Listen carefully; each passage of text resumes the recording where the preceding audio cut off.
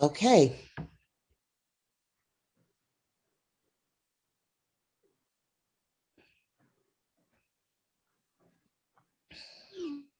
Okay.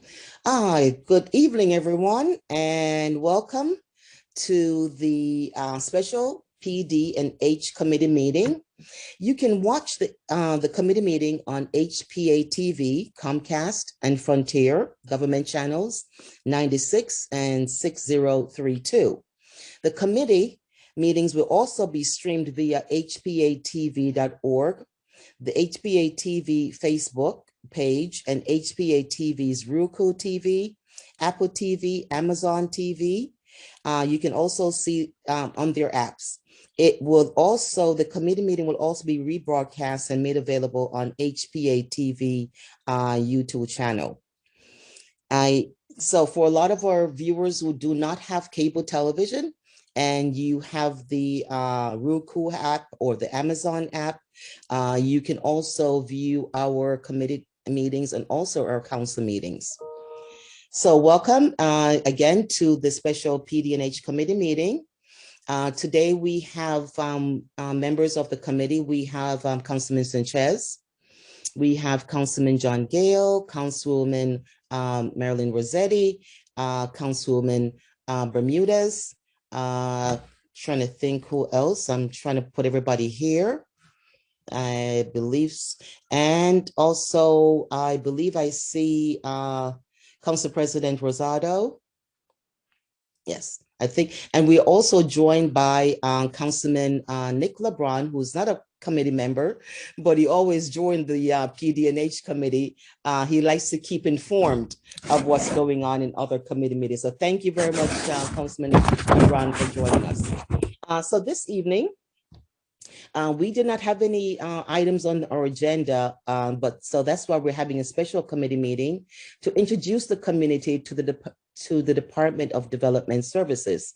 It's one of our larger departments in the city of Hartford that helps with the growth of our city development.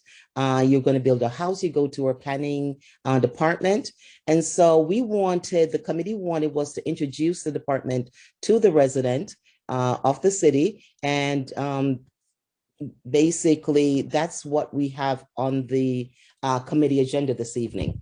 So I'm going to share the committee information, Department of Development Service information that they have shared with us. Also, we have the different department heads, and if I miss someone, please let me know because I'm going down the list. I see we have Elda, we have Aaron Howard. We have our development director. Don Chapman. We have Amy Chambers. We have our deputy development director, Mr. Davis, Mr. Collins. And so you guys can formally introduce yourself when the presentation starts. But what I wanted was to do, if you heard me, was to share the presentation that you send over to the committee members so our community can also see that. So bear with me while I try to share my screen. If you don't see everything, please tell me.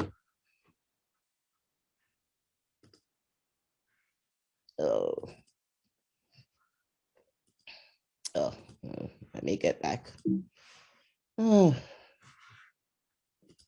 Okay. All right.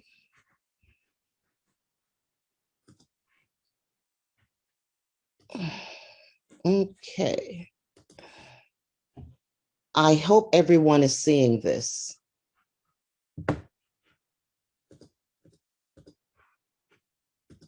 Okay. Can you let me know yes or no if everybody's seeing the screen? Okay, thank you so very much. That's good. So we have development. Oh, come on. I'm making a mess. Okay. Oh, there we go. You guys are still seeing it? Okay. All right. It worked fine this morning when I was doing this.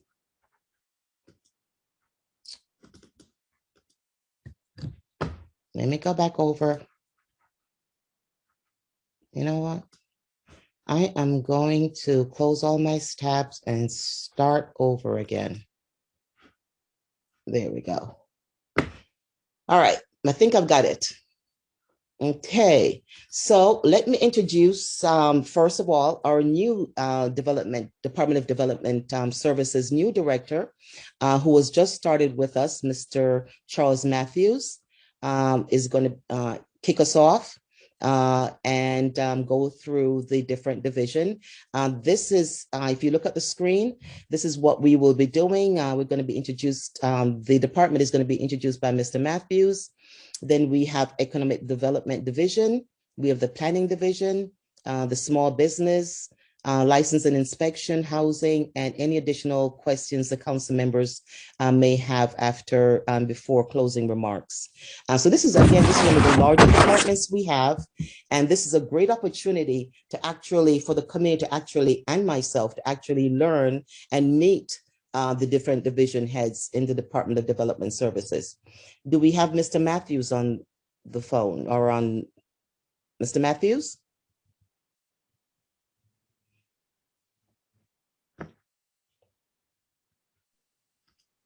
Hi, Charles, you just need to unmute.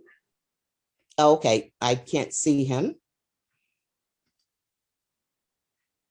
Ah.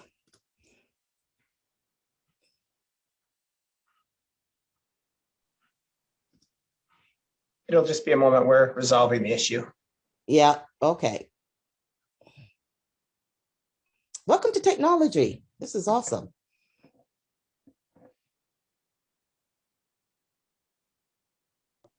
I'm sorry. All these icons. I'm just, you know, I'm like Councilperson Gale. We're in the new era, Mr. Matthews. Welcome, and thank you very much for putting together this wonderful presentation for the members of the council and the community. The floor is yours. Thank you, and let me thank all the council members and the public that may be on board. I'm sure I speak for every single member of my staff when I say that we see ourselves as partners to work with the council, because you have your duties and your responsibilities, and we want to be there to help you fulfill your duties, your role, and your responsibilities. We also see ourselves as partners trying to make a real difference in the lives of folks who live in the city. Some would say there's a lot of reasons who don't know the city why not to live here, but there's a ton of reasons why we may want to live in the city.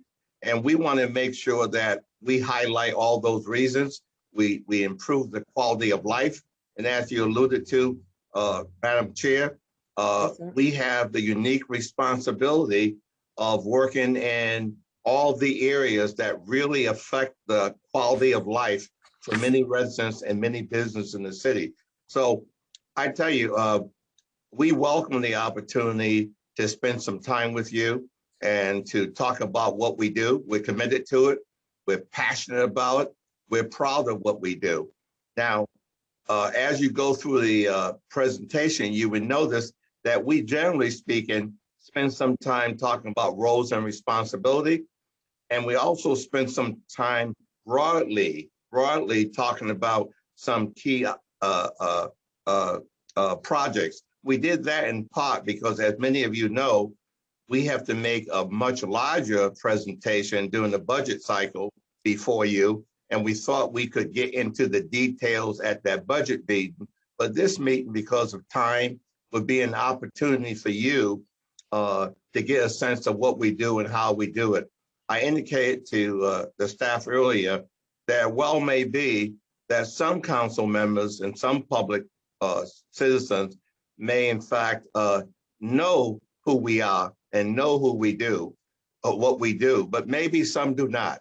So I think from the point of view of the council, this would be an opportunity for when your constituents call you and you're trying to figure out who do you refer that crisis to or that problem to, hopefully this will be an opportunity for you to meet the various directors and development services, obviously myself.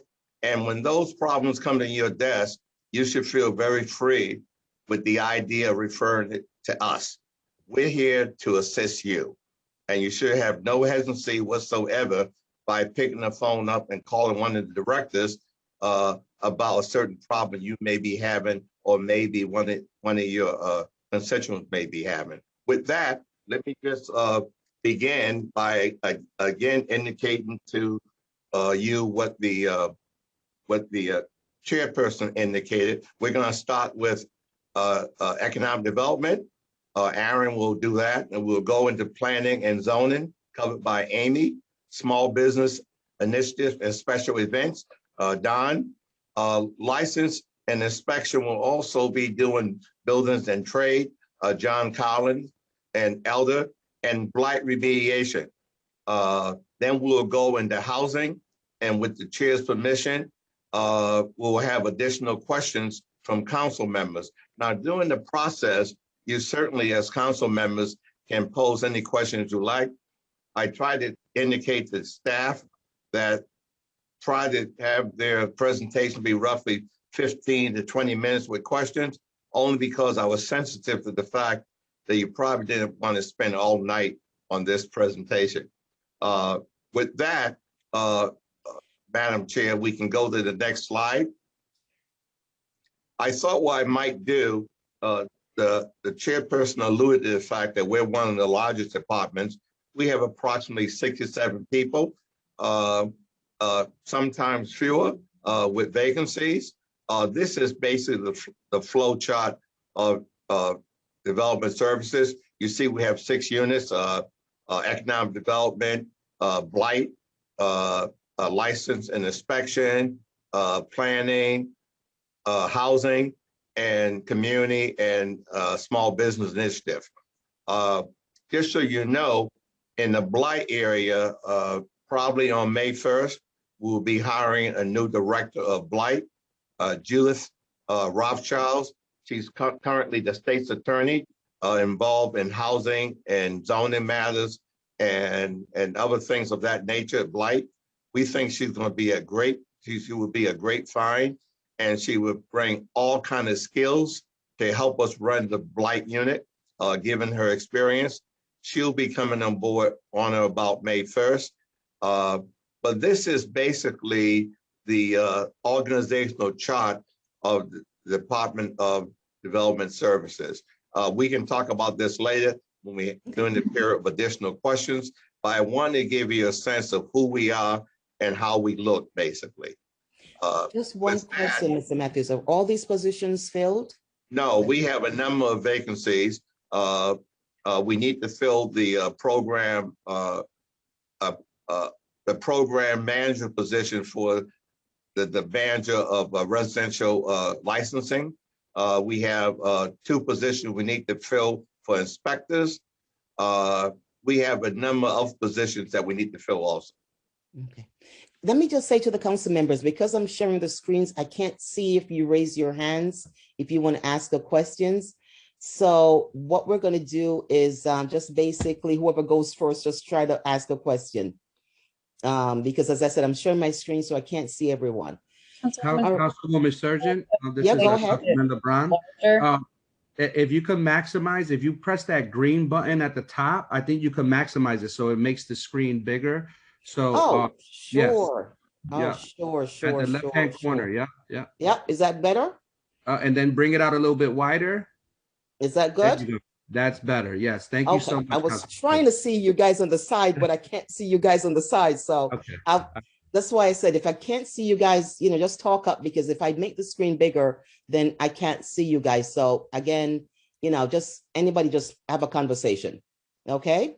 So I can make the screen bigger for everyone. Well, to follow through on your question, Madam Chair, as I think about, we have 2 positions currently open in planning. We have a position open in economic development, and we have 3 positions open in the blight area. I believe that covers, we have 4 positions open in the blight area. that covers all the open positions. We're moving to fill those positions, particularly after the new budget cycle, where we have 2 unfunded positions that my understanding will be funded hopefully during the budget process. But we're looking to fill all these positions. As you know, and I've said to some of you, we have a ton of work, and it's not going to get any better in the next few months. I have a question. Who is and I guess I should probably just reference it for those who are not aware. But at one point, we had a very robust number of housing inspectors. At one point, we used to have, again, this is during previous administrations, but we used to have upwards of 20 housing inspectors. And in the last 3 years, thanks to the efforts of the No More Slumlords group, along with Christian Activities Council and a lot of community organizing that's happened, it's definitely highlighted the underlying issues with slumlords and with making sure, right, that's how we ended up updating the very outdated housing ordinance, which hadn't been updated in 40 years, et cetera, et cetera. But I'm looking here and I'm just curious, 2 questions really related to the housing inspectors. So who's managing the housing inspectors, number 1, and number 2 is, as a department, given the trajectory in the last 3 years pushing for more housing inspectors and more inspections, is that an area that will be seeing growth, that you are requesting more to hire more individuals? No. At right now, we currently have, directly to your question, Councilwoman, we have 5 housing inspectors, and we recently hired a supervisor for the housing inspectors. You may know that position was vacant for about a year or so, and we have now hired someone who appeared to be working out well, and she's in the process of supervising the housing inspectors. But in the current budget, we do not have a request for an additional housing code inspector in the current budget that you'll be receiving soon. Is there a reason why? Well, part of it is cost, obviously. We will be hiring 2 additional inspectors for the residential service component. Those inspectors will be involved in inspecting units to begin with as of July 1st for 40 plus units.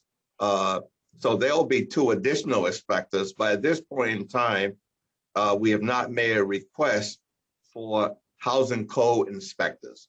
Now, that's certainly something the council can reconsider, but at this point in time, from an administration point of view, we're not requesting any additional inspectors. Hi, Charles, this is Randall. May I add to that? With regard to the residential program where we are asking for those 3 additional positions, that is because beginning July 1st, as Charles indicated, those provisions begin to take effect, and we don't have people to manage and run that new program at all. So as a department, trying to be mindful of the financial constraints, but also meet the spirit of the law and try to make sure that we're doing everything that we can, we've requested these 3 first positions to get that program started and to be consistent with the ordinances. This is Sanchez. So I have a question. You said that we have housing inspector, and then you said we have housing code inspector now. The difference between the 2 is the housing code inspector for new construction. I'm sorry, I didn't hear you. Okay, so you hear me now? Yes, I hear you. Go ahead. Okay, so if I heard right, we have housing inspector and then we have housing code inspector. No, I'm sorry. They're one and the same. They're one and the same. Yeah, the housing code inspectors, and they're housed currently in L&I, but they will be moving over to Blight once we bring the new director on board. Thank you. All right, so we're going to go on to the presentation. If there's any more questions, we can hold it until the end of each division. So I'm going to stop sharing so I can get the other divisions up. Give me a chance. The next one up will be Erin Howard, and she'll be talking about economic development. Okay. Erin. Good evening, council members. My name is Erin Howard. I'm the Director of Economic Development for the City of Hartford. Charles wanted us to share a little bit about ourselves. I've been with the city for about 2 years now. My 2-year anniversary, I think, was last week. Prior to the City of Hartford, I worked 5 years in the City of Torrington as the Economic Development Director there. My background in school is I have a master's degree in urban planning with a focus on economic development. I graduated from UMass Amherst, and my undergrad, I double majored in economics and political science at UConn. I grew up in Middletown, so I've been a Connecticut resident my entire life. And I love horses, my husband does, and I have a bunch of dogs that make a lot of noise half the time that I'm on these meetings. So That was a lot of information, Erin. There you go. Okay. Next slide. So for economic development, so I think it's important to point out that previously the Planning and Economic Development Division used to be one division. Some folks may be familiar, Jamie Bratt used to run that division. When both Amy Chambers and I came on board, they made a decision to structurally separate planning and economic development. It's my understanding that even before Jamie's time, that used to be 2 divisions. There's just so much work going on between the planning department and economic development that it definitely made sense to separate the 2 divisions again. At the time, so when I got hired, I came in as economic development, and then there was the projects team, which came in under that. So for economic development for the city, I focus a lot on business attraction, retention, a lot of the policy, and a lot of our property disposition and development projects.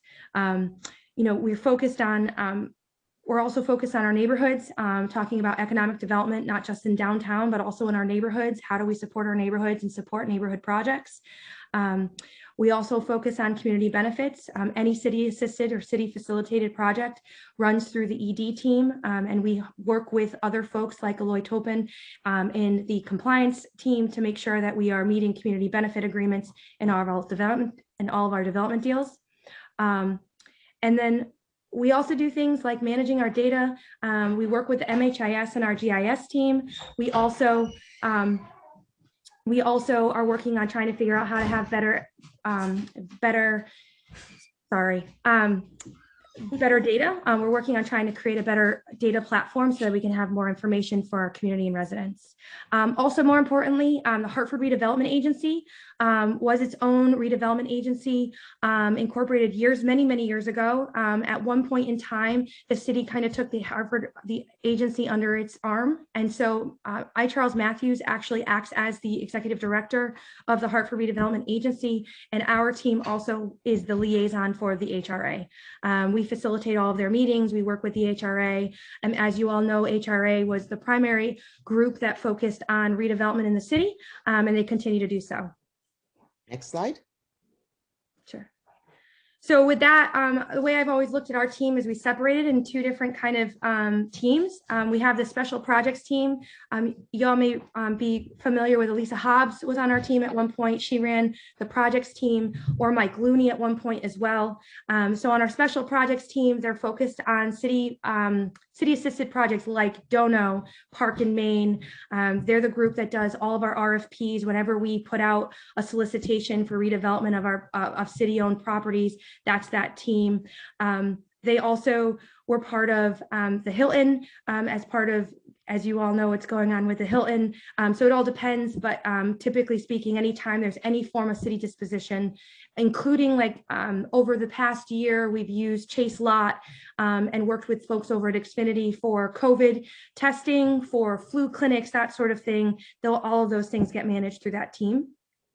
On the other side, we have the business strategy team. This is the group that focuses more on the like 5G and community benefits.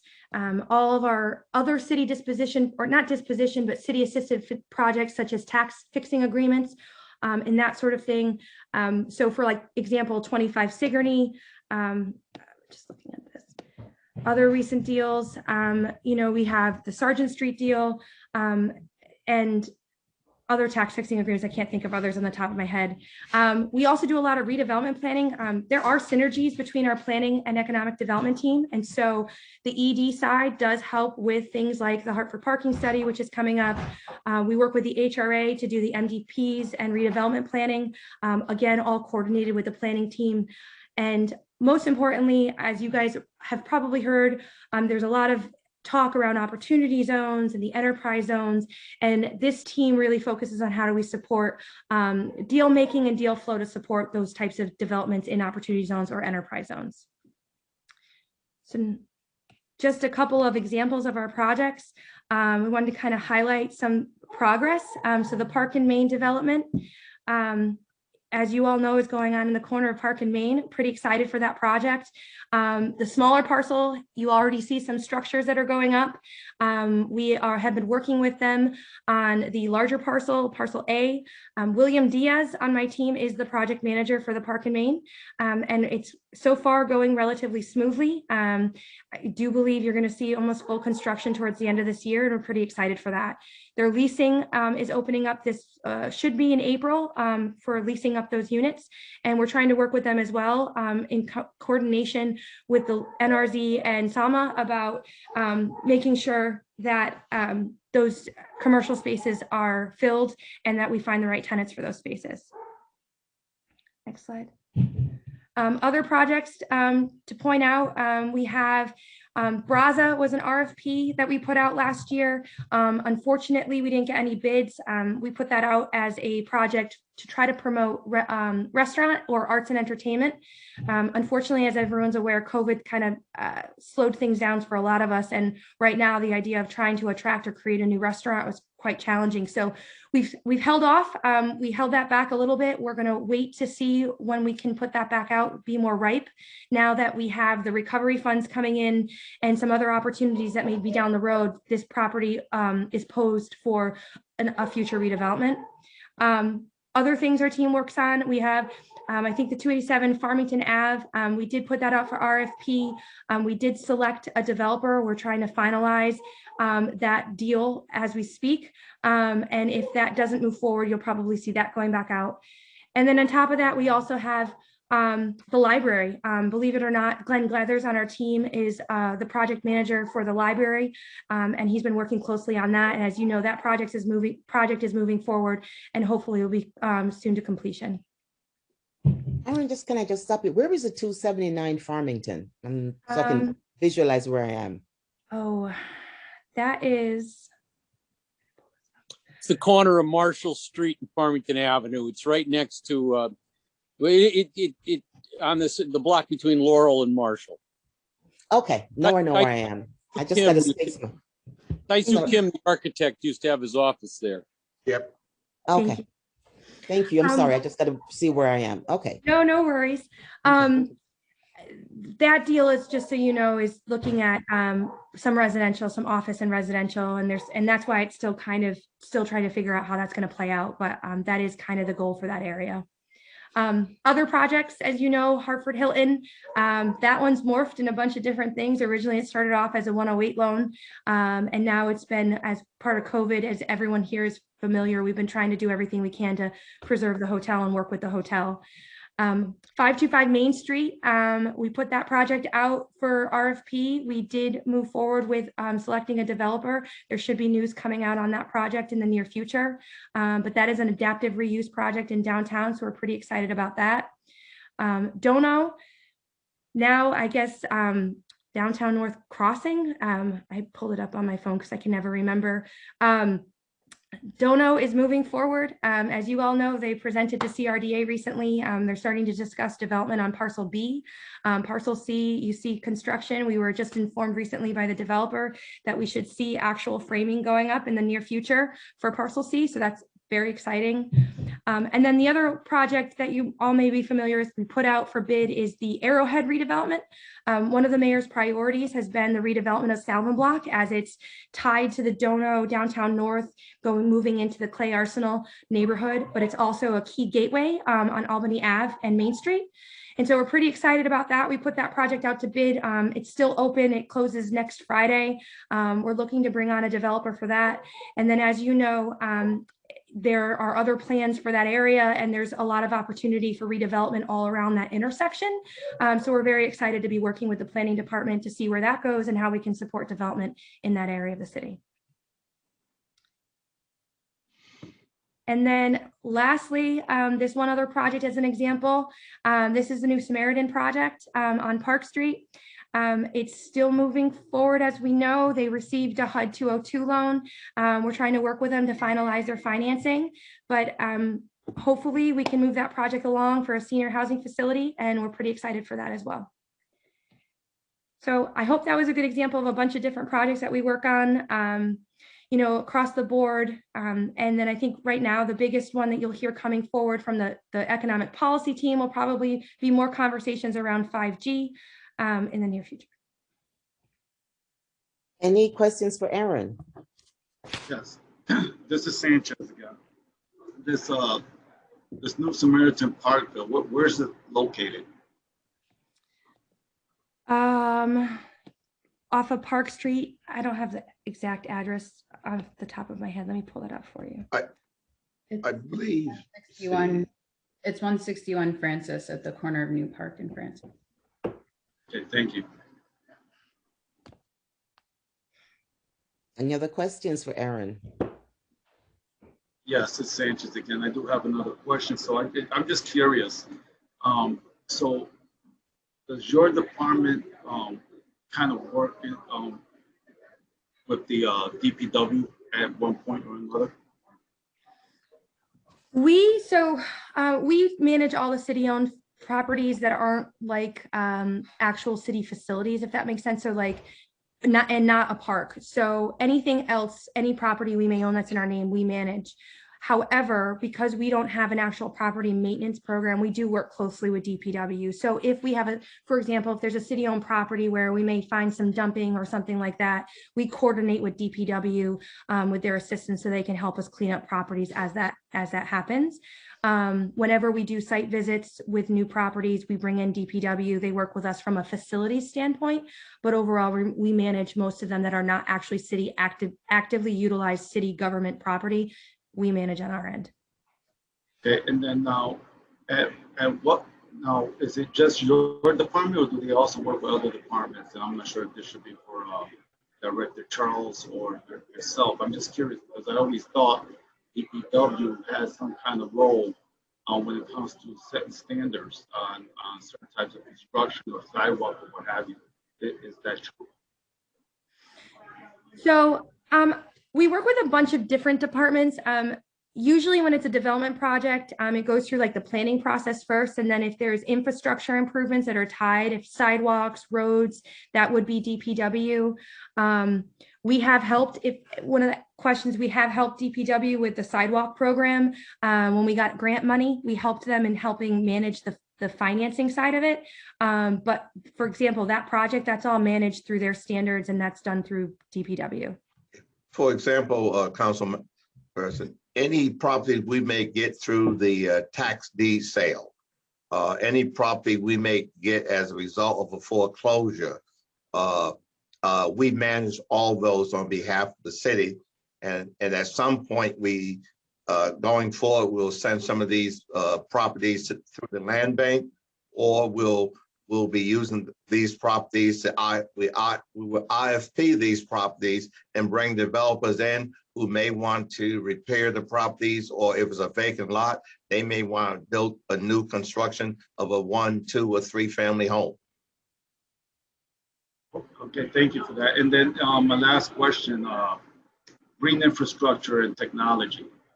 Who handles that when it comes to the development? Who handles and enforces? Because I believe we have some new language in the ordinance for land use, and that's been incorporated one way or another. Who enforces that, and who makes sure that is included in the planning?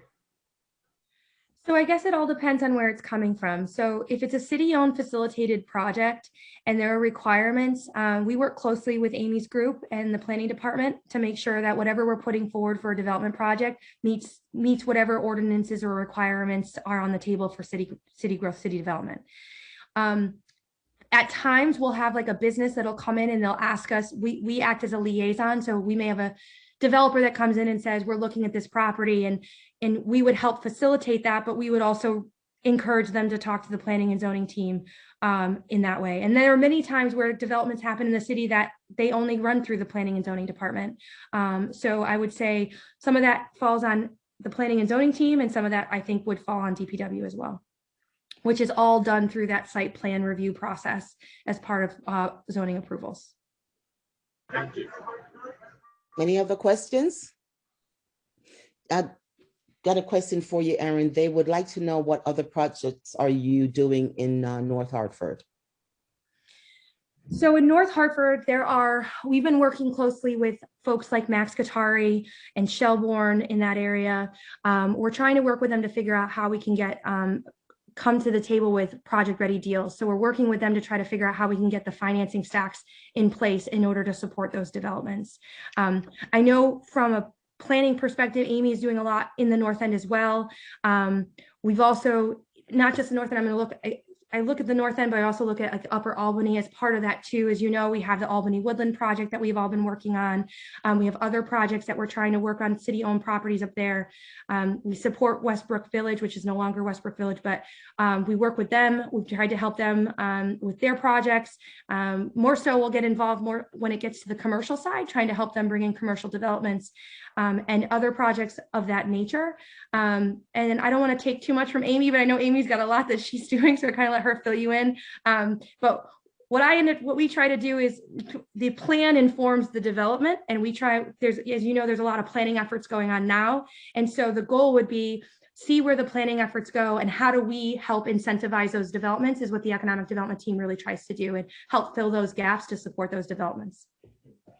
Councilwoman, let me just, you specifically said North End, but let me just make sure we are working with Ace. He's the developer that owns the Weaver building, as you know. He has a purchase and sales agreement to buy the building next to Ace, which is the Tinker building I referred to that. And that's going to be 18 units, 26 units of housing if you count both buildings, probably 12 units of market rate, and the rest will be affordable. Ace also owns a tract of property around Albany and Vine, and he's going to be reaching out to CRDA to try to get some funding. That's going to be a mixed-use project. Obviously, there's a lot of retail on the first level of Albany Avenue and Vine, and it'll be mixed-use housing, 1 and 2 bedrooms above. And we have spent some time talking to Howard K. Hill. As you know, he has a Renaissance project that he's trying to do on Barber Street. And we've been spending a lot of time with him to figure out ways that we can jumpstart that project. And also the final one I would say is Phillips CMA Church. They own 2.5 acres of land right next to the church. And they're trying to develop a funding stack and a rendering to try to jumpstart that project. As you know, 3580 Main Street has been acquired by the Shelbourne Global folks, and they're looking to do some housing and retail and office on that site, and they're trying to put together their funding stack. So there's a lot going on the north side of town at this time. Okay. Thank you, Erin, and thank you, Mr. Matthews. I believe next up is the planning and zoning. Yeah. Amy Chambers. Thank you. Thank you, council members, for having me this evening. My name is Amy Chambers. I am the planning director for the city. A little bit about myself. I moved back to Hartford in 2017 from New Orleans. I joined the city of Hartford in this position in 2019, and my 2-year anniversary is coming up in just about 2 weeks. I am a certified planner. My background is in land use planning, disaster recovery, and housing development. And I also have a certificate in construction management. So I'm the director of the Planning and Zoning Division. And if we could just stay on this slide for a second. Sure. So there are kind of two arms to the work that we do. Planning, which is about consensus building, visioning, goal setting, and coordinating and implementing those plans. And then zoning, which is the regulatory side of our work, zoning being the legal method of dividing districts and parcels into land use categories and using that as the basis for enabling development. So those are the two sorts of things that we focus on within our division. And as director of the division, my goal is to develop us into a team that strikes a better balance between planning and zoning. I think it's no secret that we've spent a good deal of time over the last several years focused highly on zoning and on our new zoning code. And I'd really like to make sure that we conduct planning in an iterative, effective, and actionable way. And also to develop the team further to center equity and communication in our work. So next slide, please. So this is my team. We are divided up into 3 groups that have different focus. We have 4 planners plus an administrative assistant that focus on plan review. And Charles mentioned previously that we had a couple of vacancies. Those vacancies are within the plan review group. We have 1 senior project manager who focuses on complete streets, and 2 zoning enforcement officers, as well as my executive assistant who assists with zoning enforcement matters. Next slide, please. So with regard to plan review, these are the smiling faces that you see at the permit counter on a day-to-day basis. Our plan review team accepts zoning applications and reviews them from a regulatory standpoint. They are reviewing requests against for compliance with the zoning regulations, the inland wetland regulations, the subdivision regulations, as well as the historic ordinance. These types of requests can be site plans, large and small. So many of the projects that Aaron mentioned go through our division. They can also be use permits. So if you are looking to open a business or to change the use of a property, you would come and make a request here. And another example of applications that we accept are for signs. Our team coordinates reviews with primarily with DPW, but other entities as well. We work with the city engineer and forester over in DPW, as well as the fire marshal's office to make sure that we are kind of thinking about all of these projects from a number of different angles. We coordinate 3 different commissions, the Planning and Zoning Commission, which meets the 2nd and 4th Tuesday of every month, the Zoning Board of Appeals, which meets the 1st Tuesday of every month, and the Historic Preservation Commission, which meets the 3rd Wednesday of every month. We have all of our documentation for these meetings, reports, and supporting documents on meetinginfo.org. And our team also attends NRZ meetings on a monthly basis to share the administrative approvals and requests that we have pending, as well as to report out on projects that we're working on. Next slide, please. Oh, and I'm sorry, I just wanted to add with regard to the last slide that on an average basis, we have about 75 to 100 applications come in to our division on a monthly basis. In the month of February, we had 105 applications, 68 of them were handled administratively, 23 went before a commission, and 14 were requests for zoning verification letters, which are usually in association with real estate transactions. Next slide, please. But Amy, just one question. The Tree Commission and the Commission of Cultural Affairs, that's also under planning and zoning? Those are not under planning and zoning. Those are two commissions that we provide additional assistance to. So under the guidelines of the tree commission, the planning director has an ex officio seat on the tree commission. So we attend those meetings on a monthly basis, and we do the same with the Commission on Cultural Affairs. Okay, thank you. So Complete Streets is the next kind of bucket of work that we have. I want to take a moment to acknowledge, first and foremost, that I know that Complete Streets and the question of Complete Streets can be a polarizing topic, and that there are and have been, when this topic of conversation is brought up, concerns about both intention and equity. I want to say, that I think that it's really important both to listen and to educate people. And I want to thank the council for all their feedback with regard to the Complete Streets plan. In general, Complete Streets operates with the goal of making streets safer and more comfortable for all users. So that intends to basically provide equitable and convenient access to pedestrians, bikers, users of public transportation, and to drivers alike. Much of this is achieved in our division through streetscape redesign, trail development and redevelopment, and designing bike lanes. And I just wanted to note as well, some of the other projects that we have going on presently, the Bartholomew Avenue streetscape being one of them, which is out to bid now. And that we have been working on developing a scooter share program, which will be launching fairly soon and for use over the summer. Next slide, please. Could you tell me what is, I'm sorry, go ahead, Jimmy. Yes, North Main Street, is there any kind of development of North Main Street as far as streetscapes? Yes, there's a streetscape project that is ongoing under design now.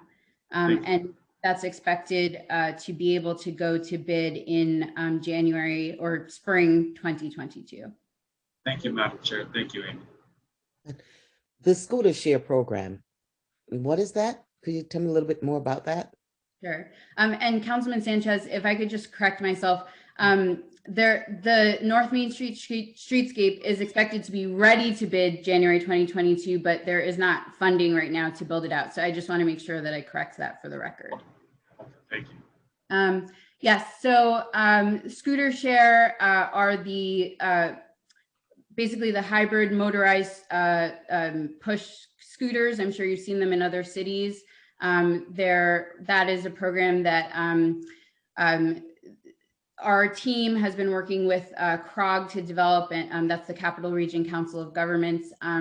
CROG is hoping to develop a regional scooter share program with the provider, which is called Super Pedestrian, and they're beginning their service here in Hartford. Okay, and the CS fund? That's the Complete Streets Fund. That is a fund which was developed through the Planning and Zoning Commission, whereby dollars can be essentially taken from projects that don't comply with zoning for one reason or another. It's large projects, and those applicants can pay into the Complete Streets Fund. That money is set aside to be able to implement Complete Streets in the various ways that I've named. So maybe at a later time, you can let us know what's the balance in that and what projects have not been completed and how has the fund grown? So the present balance is approximately $350,000. One of the largest deposits that we had to that fund was the conversion of static billboards to digital billboards. That's one of the provisions that's in the zoning regulations, and that happened in early 2020.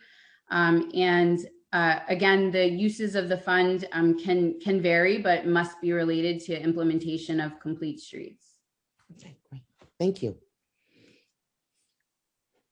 So with regard to long range planning, this is something that I personally would like to do a lot more of. This is, I mentioned here the plan of conservation and development. The implementation of that plan over the next 10 years is certainly a part of doing that long-range planning. I'm working with our Planning and Zoning Commission Chair, Josie Udick, and the operations team here at the city, in particular, the Director of Operations, Nat Gale, on how we might continue to make sure that we're prioritizing the implementation of that plan. In addition, other sorts of long-range planning that we have that's ongoing, the Arrowhead Gateway Plan, which Aaron mentioned, as well as the citywide parking study, which is not listed here, but that's something else that we're working on. And then just the final bullet point on this page is that we have been helping to coordinate murals going on city and state property, and the state has a process for that and requires that even if it's a private entity wanting to do that, that the city be a party to that application. So we've been helping to facilitate that. I'm the primary staff working on many of these projects. Next slide, please. Yeah, I saw this great mural going up Route 44 going west, I believe, thanking all the medical workers. Oh yes, that was initiated by the mayor's office with a photographer, Joe Gaylor. Yeah, it looks really great. Thank you. So zoning enforcement is the other kind of bucket that we focus on here, and this is to address violations of the regulations. So again, these are the zoning regulations, the wetlands regulations, the subdivision regulations, and the historic ordinance. We typically receive complaints via 311. However, we also receive complaints via our building inspectors or other enforcement officers within the city network. And finally, the zoning enforcement officers set aside time each week to walk a corridor specifically to look for sign violations. So those are the kind of three ways in which we generate files. The zoning enforcement officers try to work with our property owners to abate issues first and foremost, recognizing that folks don't always know what the regulations are, but they may issue cease and desist notices, notices of violation, depending on the egregiousness of a offense. And they also have the power to issue citations. Those fines are $100 a day per violation. In the month of February, the zoning enforcement officers received 61 new cases. They did 59 initial inspections on those cases and issued 10 citations. And I'll note that February was actually the first month that we were able to issue citations. Next slide, please. So lastly, this is just a list of other projects that we have that are going on. Given the different sorts of work that we do within the division, as you can imagine, our projects range from large to small, and the timelines for those projects vary greatly. Some of those are, done within a week or a month, and some of them take several months. So I just wanted to give you the list. I won't go through everything individually. And I thank you for your time. Great, thank you. Any questions for Amy? I have a question. I should know this, but what's community engagement SOP? Yes. So I mentioned that our staff began to attend each NRZ meeting and to reach out with reports on our plan review numbers, et cetera. That's not something that had been happening previously. We started attending the NRZ meetings during 2020, actually at the end of 2019, and then attending them virtually during 2020. We basically developed a standard operating procedure and wrote it down and had the Planning and Zoning Commission endorse it so that on an ongoing basis, we continue that expectation. And as part of that, we've also begun sending a formal letter from the division to each NRZ when we have an application that is going to go before the Planning and Zoning Commission or before the Zoning Board of Appeals. so that the NRZ has ample notice of the application and has the opportunity to provide us with comments on said application. The last part of that standard operating procedure is that we do have the goal of in the future creating basically what I've been calling zoning academy, which would provide opportunity for members of the public to learn more about the zoning regulations and just to have a better understanding of how zoning impacts their day-to-day lives. Thank you, Amy. Right. Okay, thank you, Amy. Any other questions for Amy? I was told I got to center my slide better. Is that better, John? Councilman Gale? No, this is not listening. No, it's fine. It's fine, Chair. Looks fine to me. Okay, all right. So no, somebody text me to tell me I need to center my information. Okay. All right. So let me go on to the next, and I've got to figure out how do I close this thing? I don't want to do more. Okay. Am I Good evening, council members. Good evening. Thank you for inviting us to be here today and talk about who we are and what we do. I'm Don Chapman. I'm the city's director of community and small business development. And we are also involved in all the special events and cultural arts activities citywide. May I have the next slide, please? Oh, sorry, sir. No worries. There you go. Mm-hmm. The City of Hartford's Community and Small Business Development Division tirelessly works to support small businesses, as well as to support the city's festivals, cultural arts, and special events. From this slide, you can see just the wide variety of things we're involved in, from building and growing our small business community, recruiting and readying small businesses to grow and providing them access to capital. We work with our partners citywide. That would include the University of Hartford's Entrepreneurial Center. That would include HEDCO and SAMA and many others. Our goal is to grow our community of small businesses, recruit, seal, nurture and grow, and create opportunities for small businesses to do businesses with larger companies or just fill niches that have not been filled. From this one slide, you can see Cirque du Soleil there in the corner, on the upper left-hand corner. We help them with their permitting, their parking, their branding and advertising, much to the chagrin of our planning director. But we were able to get this through and get it set up. And actually, they were very helpful in us doing that, helping us do that. We nurtured the small business community over at the Parkville Market, which is the city's only real, well, not only real food hall, but the largest food hall. There's El Mercado and there's the one over at South Square. But this is our closest thing to Faneuil Hall in the city of Hartford. It's been great for the city, and it hosts upward of 40 new small businesses selling food, of wide variety, and some retail items as well on their pop-up stores in their main gallery. Rush Bowl, you may know because it's near City Hall. It's really a unique place with a different type of high quality vegetarian food. I think they do have a meat dish or two, but it's primarily a vegetarian facility. And then down below, you can see the White Party. This is a particular group called Dinar Blanc. They're based in Canada. 4 ladies here were lucky enough to kind of win the local franchise here in Hartford. They put on the first event pre-COVID, and they had 800 participants. It was fantastic. And it's like a flash mob. No one knows where they're going. They're picked up on a remote site. They show up there, and then when they arrive, their tables are put out.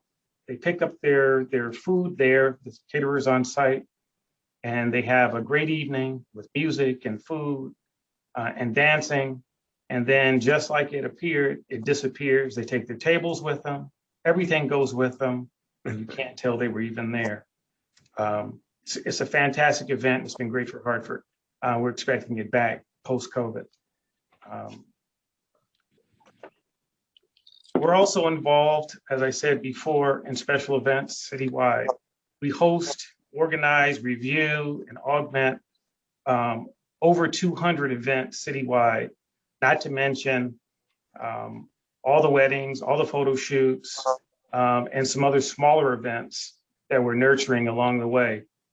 In the near future, we expect to recruit events for our river. We've had a couple of requests about doing speedboat racing and some other things that happen in other cities. So they've been scouting us. We've been looking at new tournaments with lacrosse, soccer, with NCAA related groups that are interested in doing that here in Hartford and some of our parks. They're blown away by the parks we have here, and they're anxious to get in and do stuff. Right now, Pope Park, Colt Park are under construction, and those events may get postponed to 2022. But I have a group of 4 gentlemen coming here from New York next week looking to do a lacrosse event kind of related to an NCAA event that's occurring possibly this summer, in the later summer. So that's exciting. May I have the next slide, please? Lastly, I want to talk about, again, the wide variety of help we've been lucky enough to be able to give some of our small business community. This map represents over 170 and soon to be over 200 small businesses we've helped in the last year. We've had the privilege of being able to service our small business community with a wide variety of grants we receive from HUD, dollars we receive from Trinity, from the Department of Transportation that were a part of a Complete Streets grant. And we've been able to help folks in every part of the city. These grants are generally $7,500 or less. And these small business owners have bought equipment. They've used it for marketing, technical assistance, accounting, branding. Sometimes they've done things as simple as just improve the interior of their facility, their restaurant or their store. They've been able to buy inventory that they can't find elsewhere in the city that makes them unique in the marketplace. It's really been a lot of fun for us. We like to think of ourselves as the fun team. What we do is we try to nurture our business community, our small business community. We try to recruit new fun stuff to our town. It makes Hartford a great place to live, work, and play. Thank you for this opportunity to speak with you. The last thing I'd like to say is that Kyla Hudson Samuels, she's my partner in crime. She's the city's special events coordinator, but she's much more than that. She does all the intake. She does the review. She and I, talk about how we can augment these events. She's a specialist in graphic design, and she's very good at helping them market their businesses better and structure them better so that we can actually make them more profitable and more attractive to sponsors. We're pushing for extra ability to provide analytics that we know these sponsors would be interested in. So stay tuned. Thank you very much for this time. Thank you, Mr. Chapman. Any questions for Mr. Chapman? Councilwoman Surgeon, through you. Yes, ma'am. I just want to quickly, in the year, in a pandemic year, that I've, chaired the Parks Committee, I want to commend Don and Kyla and just us trying to look at the best way and safest way to bring events and also how we go forward with events. And they've been a pleasure to work with. And I just wanted to make that comment. Not that others in the departments haven't, but I know how difficult the us trying to do the events correct, particularly weddings and parks used in a wise way. So thank you. Thank you very much. Any other questions, Mr. Chapman, or comment? Yes, Sanchez again, or Jimmy. Go ahead, sir. So my question is this, because I have had conversation at the mayor's office. Where are we as far as trying to bring in, for example, I'm looking to bring in music into the downtown, north side, and south side of Hartford. And I want to make sure that it's happening, if not on a daily basis, on a weekly basis. And besides where we're at, what support is needed for this to happen? Because I am pushing to get, whether it's a one-man band or a five-man band, it doesn't matter, but strategically located throughout the city. Where are we at on that? I'm glad you asked that question, Councilman. I've been talking with the development director about the grand reopening. Actually, the whole staff, we've all talked about this grand reopening for our small business community as soon as the warm weather hits, and it's here. What we've been thinking about is just what you're talking about. We're thinking about some live acts, live music. We're talking about aggressive street closures. We're looking at a wide variety of ways to create excitement and stimulate business activity and make folks want to be out and be involved. So we're looking at maybe a music event at the Parkville Market or at Pope Park, maybe another music event in North Hartford, maybe as a part of a block street event, or a block closure event, I should say. We're looking at ways to activate spaces that aren't currently activated. And we're putting together a variety of events. We're going to see what the budget would permit, and then we'll be back to you with some of those events once the development directors had a chance to look at them, and we've had a chance to share them with the administration. But that will be very soon. I appreciate that, and I also like to say that I had several conversations with our chair, Councilwoman Surgeon, on that, and we truly support having this come into our city. As you said, is a way to kickstart the summer, yes. And I think it's a way to start bringing in the excitement back into the city. That's right. How can I say this? Kind of post COVID. Yes. And then my other question is that I've been, we've had conversations before about the business roundtable. Where are we at? What's the status on that? We haven't had a chance to move it forward, but we've had discussions. I've talked to the planning director about it.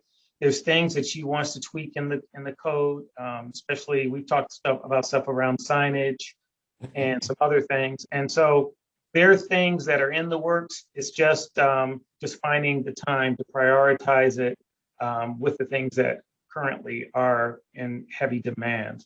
But we'll get back to you on a time, I'm sure, for putting that group together to look at some of those code changes. Great. Got a text for a question for you, Mr. Chapman. What community groups are you working with to reach neighborhood businesses? Well, that's a very great, that's a great point too. This very week, we had a conversation, through email with a group of folks both in the Upper Albany area and the Blue Hills area regarding the Blue Hills business district. So the direct answer to your question is we're dealing with all of the merchants associations.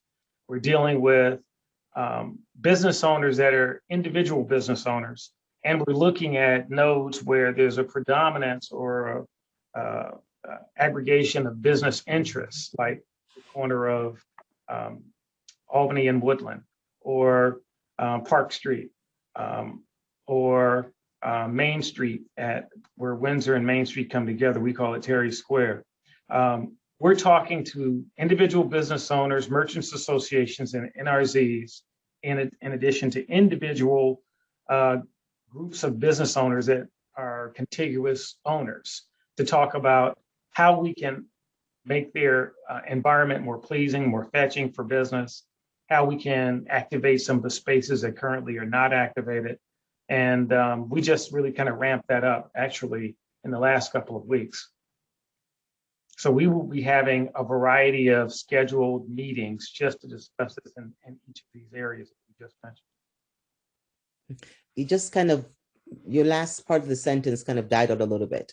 Oh, I said we plan to have scheduled meetings that we'll notice to talk about this particular thing in each of these areas. We're going to identify some areas first, and then we're going to schedule meetings in those areas. And it'll probably be just what I said: Albany Woodland, Terry Square, Park Street, maybe closer to Parkville Market, and there'll be probably at least one or two other areas. I'm sure there's other council persons, at the meeting. If you would let them know when you're meeting, I'm sure they would love to, sit down and listen to those conversations. Absolutely. All right. Thank you, Mr. Chapman. Only one thing, sir. You didn't tell us all about yourself when you first started. Oh, I'm sorry. I've been in Hartford for 22 years. I'm a native Californian. I feel that it's been a privilege really to serve Hartford residents on behalf of the city of Hartford. I've been doing it for about 18 years. I spent 3 years working either with the Housing Authority, the Minority Construction Council, and other businesses in the area outside of the city planning department, where I worked for a number of years before I was fortunate enough to get this position. I'm a trained planner. I was formerly trained in Los Angeles and a couple of other cities. My specialty is land use, and I feel fortunate to be able to help the little guys here, help them grow their businesses, help them get access to capital. Even the really little guys, we can take them the nuts and we can get their businesses registered and teach them how to do a business plan. We work with our partners, University of Hartford, HEDCO, and SAMA, and we can take them from zero to Astro. And it's been fun to watch them do it. So that's who I am. My whole family's in California, except for my lovely lady here that I've been with for the last 22 years. And I hope to be here for many more. Thank you, Mr. Chapman, and thank you for all you do for small businesses in Hartford. Okay, so let's see, our next presenter, license and inspection. Yes. Let me see if I can find that. Am I good? Yes. Great. Okay. All right. Good evening. Good evening. Good evening. My name is Elda Sinani, and I'm the Director of License and Inspection for the City of Hartford. 20 years ago, I landed in America, Hartford, Connecticut, as an immigrant woman with a suitcase and a son 3 years old in my arm. I came here with big dreams. I called Hartford home. This is Hartford, right? Welcoming every culture, every community with open arms. So I'm from Albania, a small, beautiful country close to Greece and Italy. While I was in Albania, I went to law school and I worked as a district attorney there. But when I came here, as every immigrant, minority and especially woman, faced a lot of challenges, but Hartford welcomed me. So I decided to dedicate myself to helping immigrant women and communities, and at the same time going back to school, where I went to UConn Law and finished my law school there, and back to Northeastern University, where I studied my doctorate, PhD in law, policy, and organizational leadership. From 20 years in America, I have dedicated myself 14 years to work for the great city of Hartford, starting from the Office of Human Relations, working in Corporation Counsel, and landing in the Department of Development Services. Also in my free time, I teach graduate level courses at Trinity College in public policy and budget management.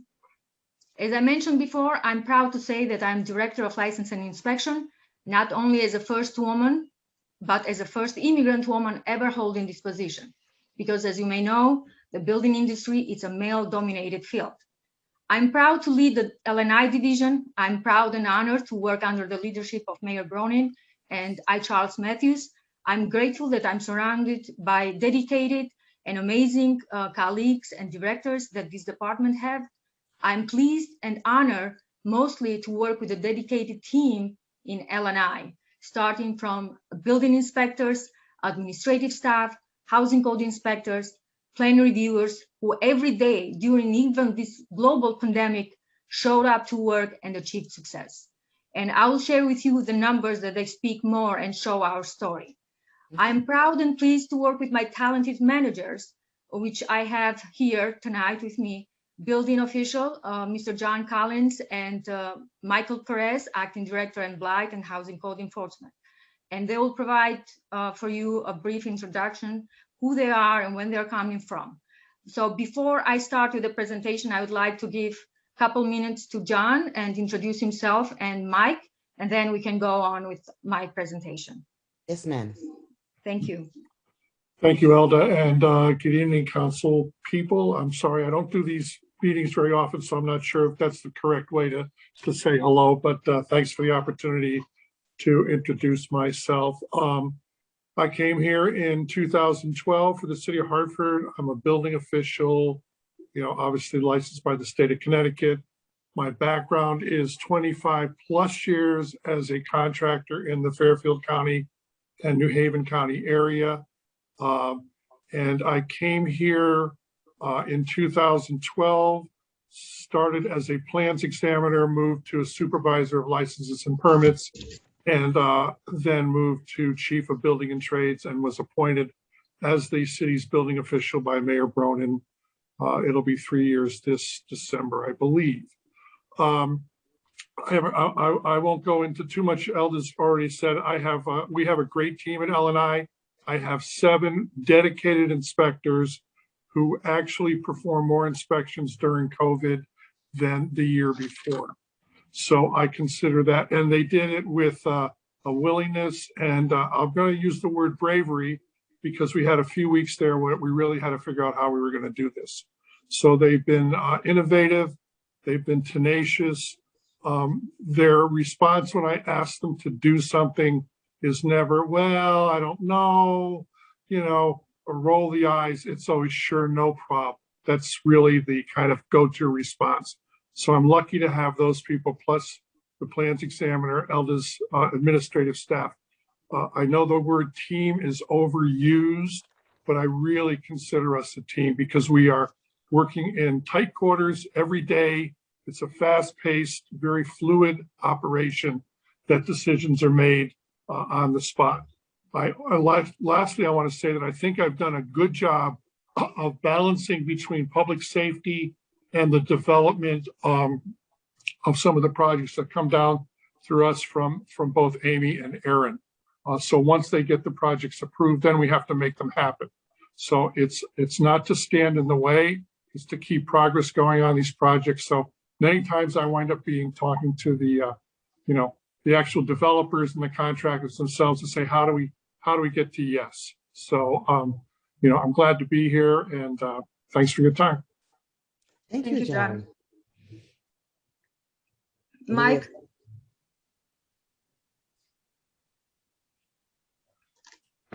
Maybe Mike is on mute. Mike Perez.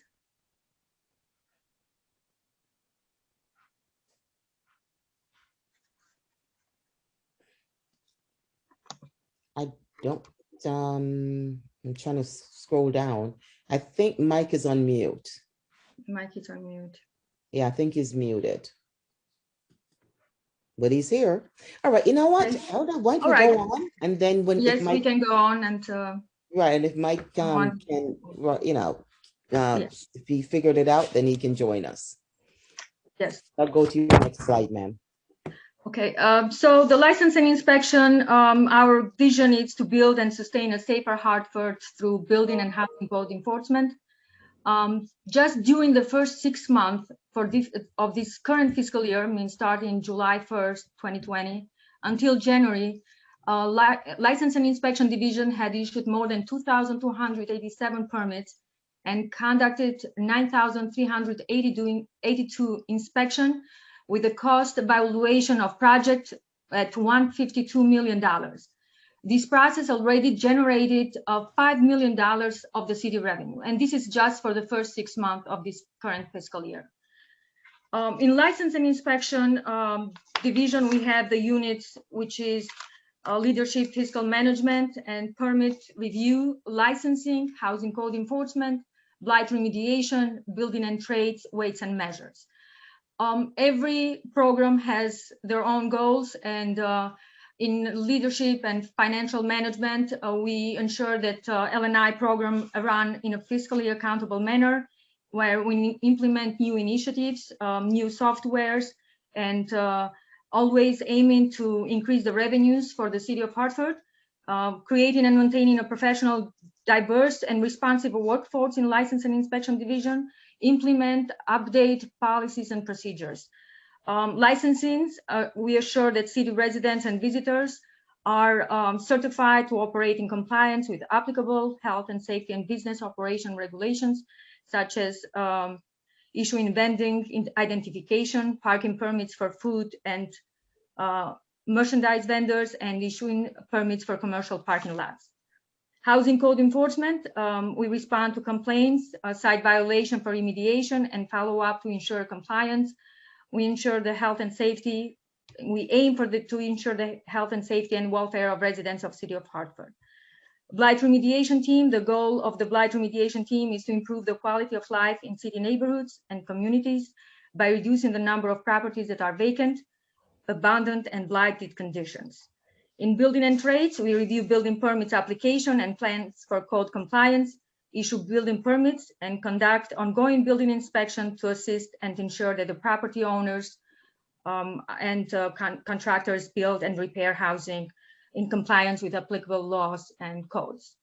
Weights and measures, we ensure that city residents and visitors receive quality and quantity of goods and services that they purchase. Next slide.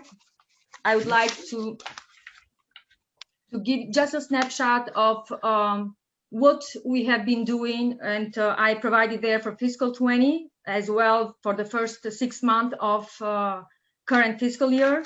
If you see the number of permit applications received during the first 6 months was 375 permit application, which are building, plumbing, electrical, mechanical, demolition, fire suppression, signs, and temporary permits issued was 2,287. Number of customers helped in license and inspection. We started to measure that back in March of last year. So that's why you don't see the numbers, the number in the fiscal 20, it's lower than the current fiscal year. You see that we helped through online applications, through phones, through walk-ins, 8,433. Number of building inspection. We have only 7 building inspectors for the whole city of Hartford. As Councilwoman Bermudez said before, 10 years ago, we used to have 15 building inspectors, 18 housing code inspectors, but the Department of License and Inspection had tremendously seen a decrease in the inspectors. And this is not where we want to be. We want to have more inspectors and perform more inspection and review all the permits that we issue through the inspection process. Number of complaints that we received from 311 during the first 6 months, it's 1,084. Number of notice of violation or orders to correct that we issued from housing code are 276. Cage. And number of housing Put her in the cage. Mike. Mike. Mike, maybe it's your turn to introduce yourself. I can take a pause. I was trying to yell at my teenager. I had to switch devices, and now I believe my mic is working. I'm sorry to interrupt, Elda. You no can problem. finish. No problem. If Councilwoman Surgeon, may I stop and Sure. give Mike a minute to introduce himself, and I can. Absolutely, absolutely. Thank you. Go ahead, Mike. Mike, please introduce yourself. Thank you, Elda, and thank you, colleagues and esteemed members of the City Council. Thank you for having me. My name is Michael Perez. I graduated from Quirk Middle School, Noah Webster Elementary School, and Hartford Public High School. I also graduated from UConn Law School. I had my own private practice for about 9 years based out of Hartford and Newington. After that, I worked in the Corporation Counsel's office here for the city for about 3 years. And in 2017, I came over to the Department of Development Services to help launched the mayor's new blight ordinance at that time. And so I've been in development services since then. I started working with the housing code team last February after the new housing ordinance got enacted in November of 2019 to help get that off the ground as well. And it's my pleasure to be here. I feel that it's a privilege being a public servant, working for the city.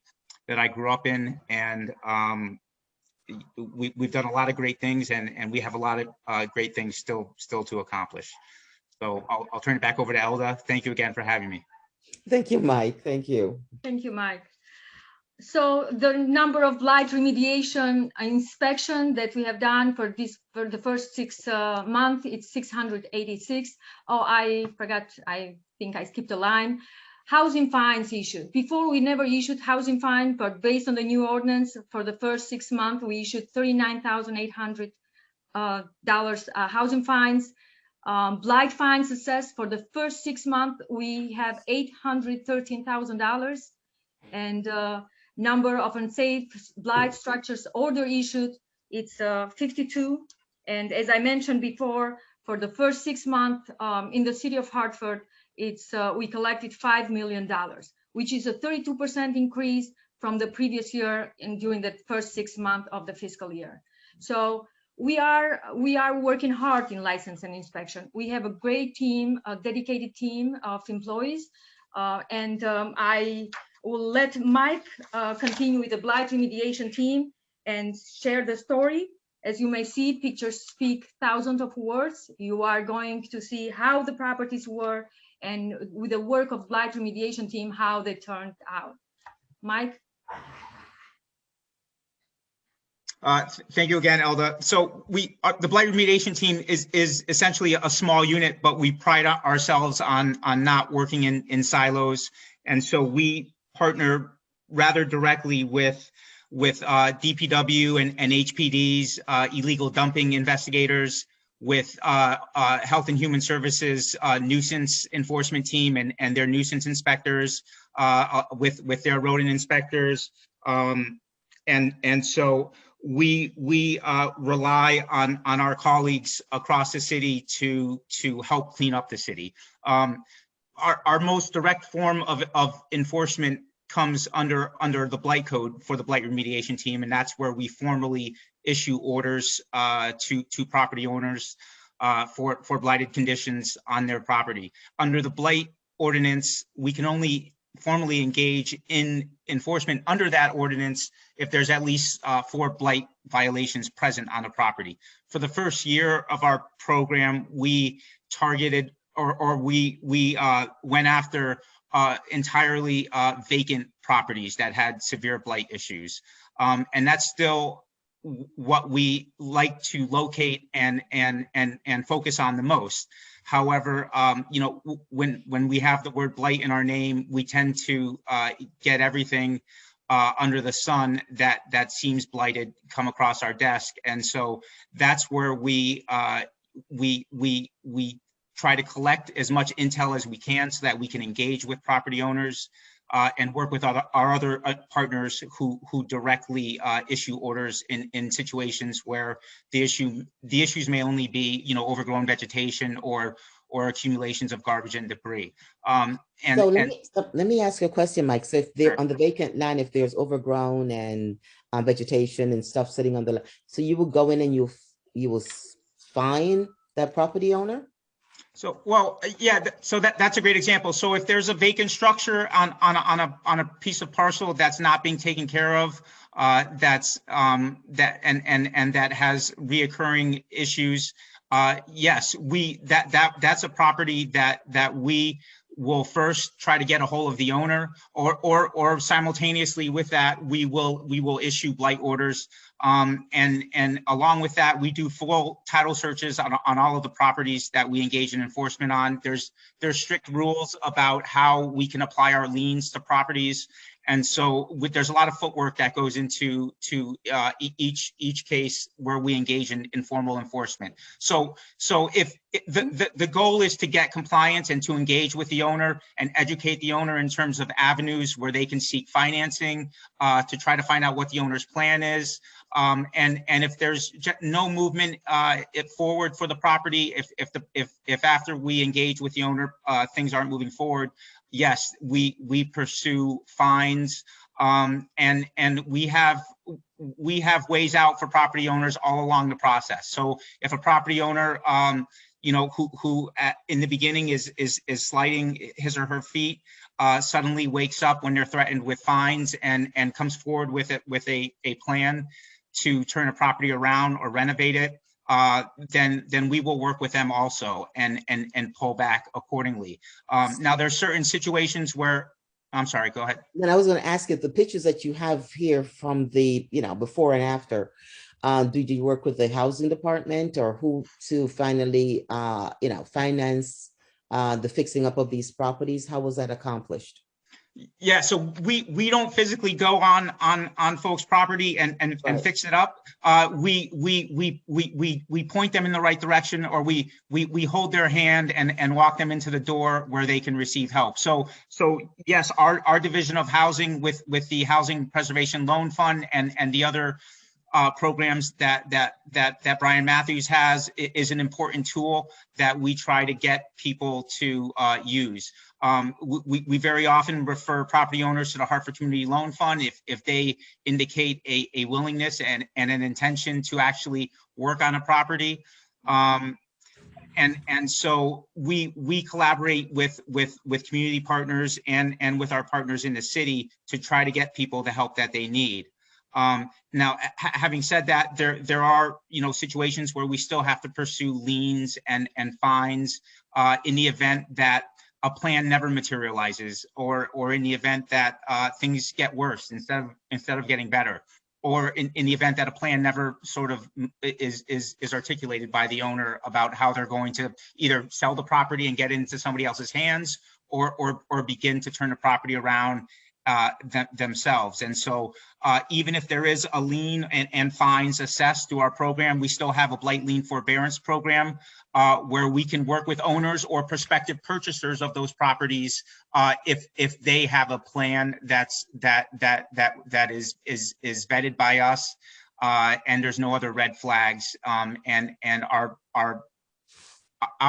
professionals in the building industry that we have working as blight inspectors, if they come and they say this plan looks like it'll work, and here's a realistic time frame. So a lot of these properties in these groups of photos are properties where liens have been assessed against the property, blight liens have been tacked onto the properties, and then the owner has subsequently said, you know what, why don't I cut my losses and sell this property? And we'll look at the buyer and engage with a prospective buyer that they find to see what their capability is for turning around a property like this. So some of a good number of these photos are properties that got turned around in that context after we've liened the property and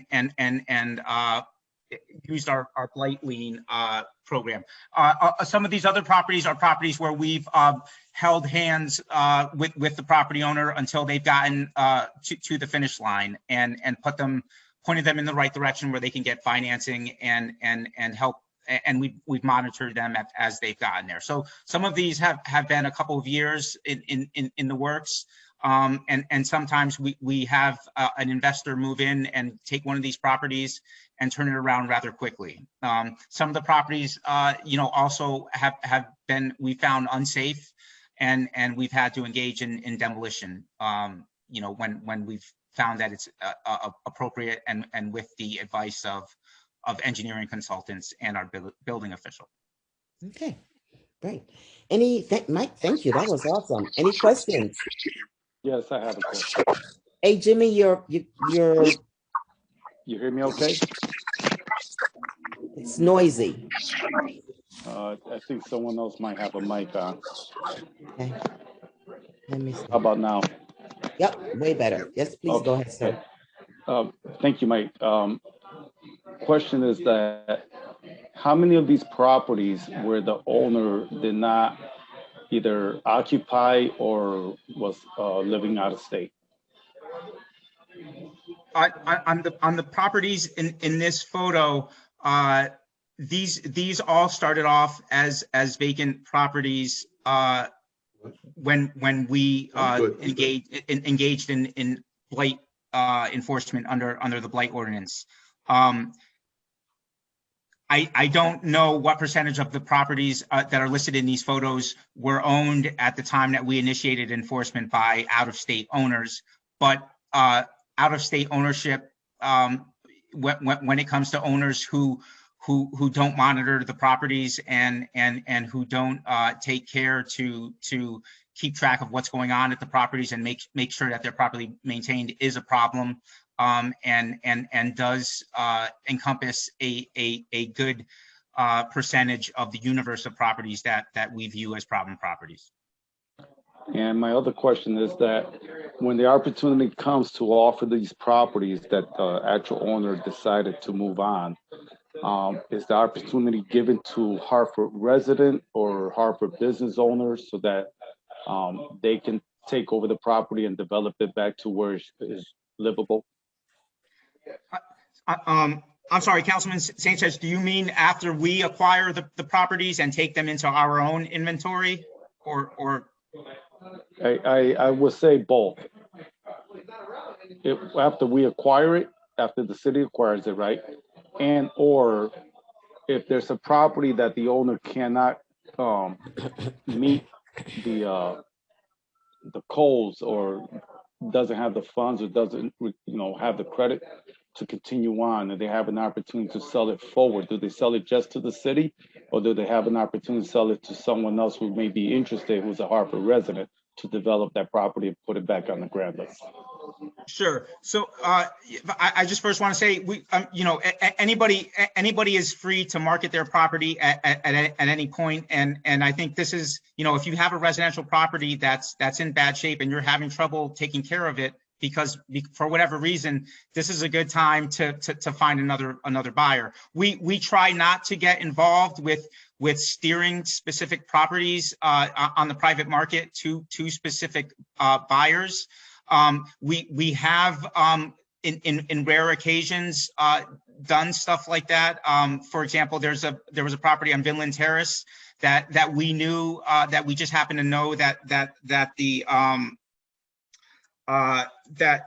a community group, Hartford Area Habitat for Humanity, was interested in, and so we told the realtor that was connected with that property, why don't you give, we put them in touch with Habitat's people.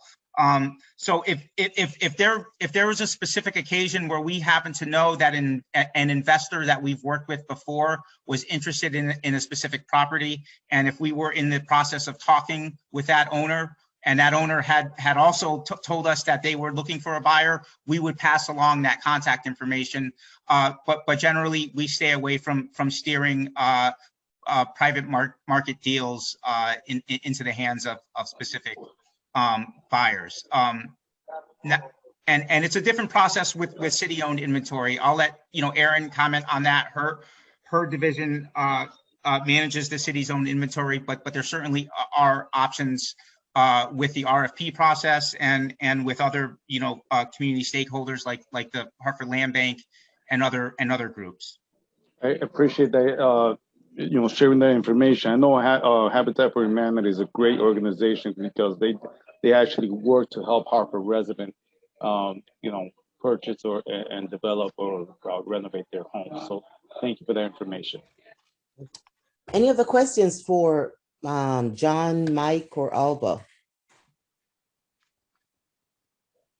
Okay, hearing none. John, Mike, Alba, thank you so very much for your presentation. Thank you for your leadership and support. And please feel free to call me if you have any questions for license and inspection directly. Thank you. Thank you. Okay, so last but not least, we have the City of Hartford Housing Department. Yes, councilors, thank you for the opportunity to speak. My name is Brian Matthews, no relation to the interim director. I was born and raised in Hartford. I attended Annie Fisher School, St. Justin's, before it became Jamuki Academy. I went off to college at the University of Pennsylvania and majored in economics. I worked for Sikorsky Aircraft, buying parts for some of our attack helicopters. I was introduced to the mortgage business as a loan originator. And I ended up creating and operating my own mortgage business. Somehow the city of Hartford found me, and I've now been there for 15 years. In 5 of those years, I've been the director of housing for the city of Hartford, and I'm also a small landlord. So housing is near and dear to my heart, and I enjoy it a lot. I'll try to be brief and succinct since I'm the last speaker here. The first slide, we have a staff of 7 dedicated individuals who believe and are committed to ensuring that all our Hartford residents have safe, sanitary, and affordable housing. Our funding sources are made up of federal sources, state sources, and local sources. Some of you may or may not know, I know some of you have been around the housing space for a while, that we're an entitlement city. And as such, we receive home funds, federal home funds, and CDBG funds. And those funds power a lot of the activities that we engage in. If you look at the slide here, and some folks talked about partners, public-private partnerships work. That's just a great formula. We work with nonprofits, for-profits, lead consultants, homeowners, banks, general contractors, local and minority. Some of these names you know, NINA, SINA, Habitat, Mutual, Housing, Sheldon Oak. So we're lucky in Hartford. We have a lot of active players that partner with the city to bring about the outcomes that we want to see. If you look on the left side of the slide here, if you look at some of those activities, we think that those activities are really relevant to what we're trying to do. If you think about the Hartford market right now, and historically, low home ownership rate, aged housing stock, we're in New England after all, and there's blight and lead associated with that. Historically, low private investment in some of our neighborhoods and affordability issues. We think that by engaging in some of the activities on the left side of the slide, we can combat those challenges and fight every day to overcome them. I want to quickly also add that we support home ownership and rental assistance for low to moderate income individuals at no impact. There's no impact to the general fund. Myself and my staff, we're all grant funded. So we feel that we give the city a big bang for its buck. If we want to go to the second and last slide, I want to tick through some of the programs that have been really successful. We'll start with the oldest here, the Housing Preservation Loan Fund program. You all know about that. It's a fancy way of saying it's our rehab program. Okay, it protects the American dream once you have it. It's a 25-year-old program designed to help low to moderate income individuals perform a variety of different repairs that they ordinarily would not be able to afford. We have 3 different financing mechanisms, a 4% loan for investors, a 2% loan for owner occupants. And if you're very low income, we have what's called a deferred loan. Now, this instrument is really near and dear to my heart. A deferred loan has no monthly payment and no interest rate. And why that's important for me is that I'm big on this idea of helping our seniors, our homeowners, age in place. And when they have fixed incomes and there's a roof leak or the furnace goes out, in some cases, they can't afford another monthly payment to take care of that repair. So what this deferred loan allows us to do is get the repair done. There are no monthly payments, no interest rate. So that senior's budget from a monthly perspective is not adversely affected. So I think that's very important as our society ages. We want to make sure they're able to stay in their homes and take advantage in quiet enjoyment of that hard work. Our next program, much like HPLF, the Sustainable Solutions Program, it's just a rehab program that is targeted towards the federally designated promise zone. You all probably remember that in the Obama administration, they actually put promise zone terms together where they identified different neighborhoods that had suffered historically from disinvestment, low educational opportunity, no housing choice or very little housing choice. So we have a pot of money state funded to help homeowners in those zones perform a variety of different repairs. Our Home Partnerships Investment Program, that is our large multi-unit investment vehicle. You all may have heard about the HUB, the Mutual Housing Project. Home invested those dollars there. You may have heard about the Home Ownership Project on Edward Street. Home dollars invested there. Albany and Vine, home dollars will go there. And Dono, we invested up close to $1 million in home funds to ensure that the first phase of the Dono project contained affordable units. So we're very active in the housing space all over the city. One of my favorite programs next is our down payment assistance program. Counselors, from what I know, regionally or nationally, the city of Hartford is the only city that features a down payment program where we're offering 20% of the sales price as down payment assistance to help homeowners call Hartford home. That amount of assistance does a couple different things. One, it drives the loan amount down. The loan that you have to borrow from the bank is less, so your monthly payments are less. And two, and most of you who own homes may know this, it eliminates a private mortgage insurance that could run anywhere from $50 to $175, depending on what the sales price is.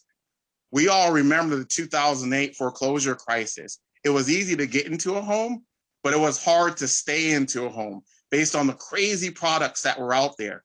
We think that with this program, we really focus on sustainable affordability, where owners use 30 to 33% of their monthly income to cover PI-TI. That's principal, interest, taxes, and insurance. We think that's a recipe for success. Two more things to mention about the program. There is an inspection component where we inspect the homes, that we make sure they have smoke detectors and all the things that the home should have. And secondly, each participant in the program must attend an 8-hour first-time home buyer class. And they learn all sorts of things about home buying and the roles of attorneys and real estate agents, deferred maintenance. So we think an educated home buyer is a successful homeowner and neighbor. And so we've been very strict about making sure those participants are part of that class. The Fair Rent Commission is just what it sounds like. I think when tenants have issues with landlords who are unfairly raising the rent unreasonably, there's a commission that will hear that case. Some folks in our housing division help support that commission, and those cases can be adjudicated. Part of that process also includes a housing quality inspection of the unit to make sure that at least the landlord is keeping that unit safe and sanitary. Our Fair Housing Initiative, we have a fair housing officer, Bianchi Pinckney, and she works closely with the Connecticut Fair Housing Center to look for instances where Hartford residents have been discriminated against. Our residential tax abatement program, that's a big one. It's different in that we're not paying money out, we're foregoing revenue. And in some cases for good reason.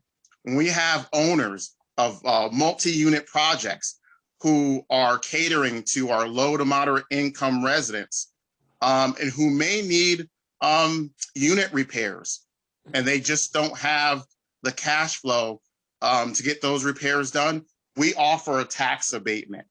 And in exchange for the tax abatement, the property owners agree in writing by restriction to continue to rent to our low to moderate income citizens, and within a prescribed period of time, spend a certain amount of money bringing units, improving units for the residents. And finally, and this is my favorite program because it checks a lot of the boxes I think that we like to see, and it speaks to slightly what Councilman Sanchez talked about. The appraisal gap program provides an incentive for developers to newly create or rehab 1, 2, or 3 family homes. Now, to the gap, I'll use an example. There's a blighted property, a 3-family property. It's off the tax rolls. And so we will work with a local minority contractor to purchase that property. The cost to bring that property into purposeful use is $300,000. But we find out that on the open market, we can only sell the property for $250,000. And so we fill the gap between what it costs to bring the property to use and what you can sell the property for. That way, the contractor, the developer, is made whole. Now, these are the boxes that it checks. We target foreclosed, abandoned, 1, 2, or 3 family properties, or we build brand new. So we have new construction or rehab. We work with local minority contractors. The properties must be sold to an owner occupant. So we're focused on home ownership. Not only that, but they're 2 and 3 families, remember. So we're creating quality new rental units as well. Often these properties are not on the tax rolls. We're now putting them back on. So we're growing our grand list. And that's what I suggest to you when I say it checks a number of different boxes, this GAP program. Currently, the program is not funded. I'm hoping that with your help, counselors, that we can find money to fund this program. In the last 3 or 4 years, I would have to say that 70% of the deals in the GAP program have gone to local minority contractors. And these contractors believe in our mission of creating home ownership opportunities for our citizens. So we have the local minority contractors, we have the program parameters, we have a record for success. We simply need funding to make this program go. I will close by giving you 2 examples of why I've been here 15 years and why it's so great to work here. Our home buying program, our down payment assistance program, there is recently a young woman with an 8-year-old who bought a house using our program. And at the closing, she broke down in tears. You feel bad, but they're tears of happiness. And she explained, my parents never owned, my grandparents never owned, my family, my brothers and sisters, they don't own. I am the first. And I didn't think I could do it. But with this program, I got it done. Now, when my 8-year-old looks at me, they say, wow, we have a place to celebrate birthdays and Christmas and homework at the kitchen table, okay? And getting ready for prom, if that's what that child's into when they come of age. So, home is life. And we have to remember that. We get caught up in regs and audits and, politics, but we're here for real base reasons. And that is to make the lives of people better in the housing space. So yeah, I'm really proud of the accomplishments that we achieved. And I'm really humbled by the awesome responsibility that we have in helping residents call someplace a place home. So thank you for the opportunity to share my thoughts with you, and I'm open to any questions that you may have. Thank you, Mr. Matthews. Any questions from the council members?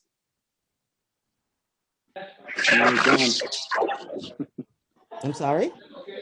It's Jimmy, through you, Madam Chair. I don't have a question, but rather a statement and acknowledgement. I truly appreciate this presentation from the Development Services because it's been long overdue. Jimmy, you're breaking up again. Jimmy, you're breaking up. There you go. Okay. All right, so it's more rather a statement and acknowledgement. This presentation is long overdue. It's not because the directors of development services did not present it to us, but rather that it was at no time did we ever request and seen this as important as it is.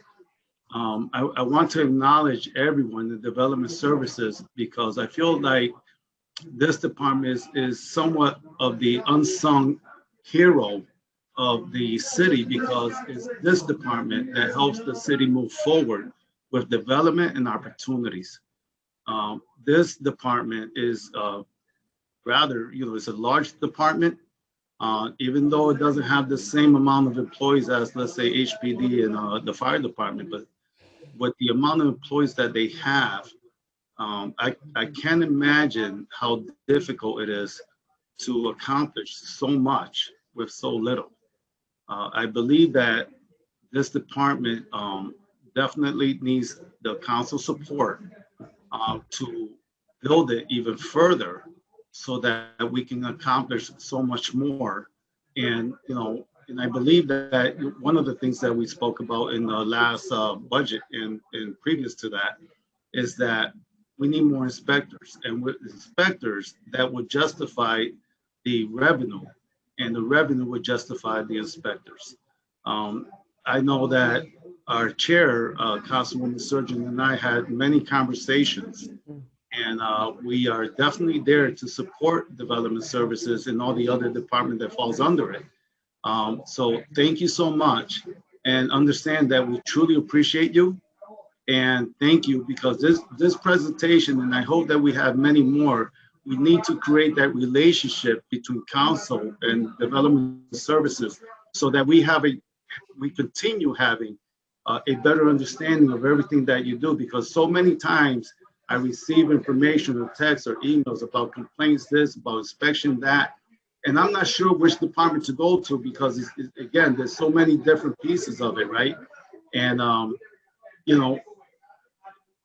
right now I don't have a full understanding, but I definitely have an understanding. And I want to thank Don Chapman, our Charles, Brian Matthews, Amy, Elda, everyone that I, you all know that in one form or another we communicated, and you guys were great in helping me and making sure that we satisfy not only our customers but our residents that live here in Hartford. Thank you so much. Okay, Jim, any other council members before we close out? This has been a long evening. Any other council members? Can I make a quick comment, Chair? Yes, sir. I am also glad that we had this opportunity. As you see, I have a great team. I tell them all the time, I am not the subject matter expert. I'm more of a conductor, but they're a great team. They're very passionate about what they do. And I want to say to the council, particularly, we're not political here. We don't care what party a person belongs to in the council. Any council member, if they want to meet with us one-on-one, talk to us about various projects, send us ideas, we're open to that. We're here to serve you and help you do your job, all 9 of you. So anytime you need anything at all for development of service, our attitude is, what do we have to do to get the yes? Now, sometimes it's difficult to get the yes, but our goal is to always try to get the yes, particularly if we find that a council person brings something to us, or a community member brings something to us, or a resident brings something to us. We're here to serve. I just want you to know, every director understands that. I fully understand that. We're here to be of assistance to you and support you and make this city the best city it can be. Thank you. I do have to say that Councilman Majority Leader Clark had joined the committee. Majority Leader, do you have anything to say? Any questions? Through you, Madam Chair. Thank you so much for your leadership in putting on this special committee meeting. It's always a pleasure to be in the company of, I would say, my friends over at Development Services, who I would say many of you all have a long-standing relationship with. And thank you so much for your knowledge and your expertise, and just really illuminating the great programs and things that you have to offer our residents and business partners. And I just want to commend you for your hard work. Continue the hard work that you're doing, and thank you for your openness and your transparency. And if there's anything that myself or the rest of my colleagues can do, please don't hesitate to reach out to us, because this is not a one-sided relationship. It is two-sided. And I did learn some additional things about development services that I did not know regarding the program, and having worked with many of you all in the various divisions of development services. I thought that I knew a good bit, but I am mistaken. There is much that I did learn. So thank you again, and to our director, Charles Matthews. Thank you for your leadership, and I do look forward to working with you. I do have some ideas that I will be calling you about regarding development, such as I want to see a grocery store in North Hartford. And so I'm going to be on that for us to make that a reality. We have a lot to talk about, Councilman. Yes, we do. Don Chapman knows that I've spoken to him plenty of times about it. He's laughing, and I'm not going to stop until I see this come to fruition. But thank you again, and you all continue the good work. Any other council person? Yeah, Madam Chair, John Gale. Yes, please. Go ahead, sir. Just one question for all of the various divisions of development services. I'm just wondering if all of those PowerPoints could be sent to us. I believe, sir, yes, it was. Yes, we did, Madam Chair. Yes. I believe you did. I believe Sadea had sent it out to all the committee members, but I will have her resend it out to all 9 of us all over again, just in case. You're welcome, sir. I think this is a great opportunity. First, Mr. Matthews, welcome back to our city again as a city employee. I want to thank you very much for definitely, taking the job of development services as its director. I know you've got a lot of work ahead of you. I just want to thank all your development staff. I hear the passion in everybody's voice. I know you care about the city of Hartford, and I hear the passion. I just want to say that for me and on behalf of the residents, just want to thank you for the hard work you're doing. I know it's a lot. We have lost a lot of staff over the years, but you guys have, making it happen. You guys are still making it happen. And, we do have sometimes 1 or 2 things that falls through the crack, but guess what? You guys come together and you solve it. So thank you guys for all your services. As Councilman Sanchez says, we will try to, during the budget time, do what we need to do to support the development services. I believe Councilman Bermudez alluded to needing more inspections. So again, we have to prioritize our funds in the city, but I will pledge, we'll do our best what we can for the department. And also, Mr. Matthews, regarding the appraisal gap, one of the things I've heard some good stories back in the days, when 1 or 2 people had bought 2 or 3 times the building, that was a huge help. So several years ago. And I just also want to say to everyone, and to you, Mr. Matthews, when I go to the business community, I run into one of your staff members there every month, and she brings wonderful, great news. Miss Erin Howard, she really represents the department very well with the business community.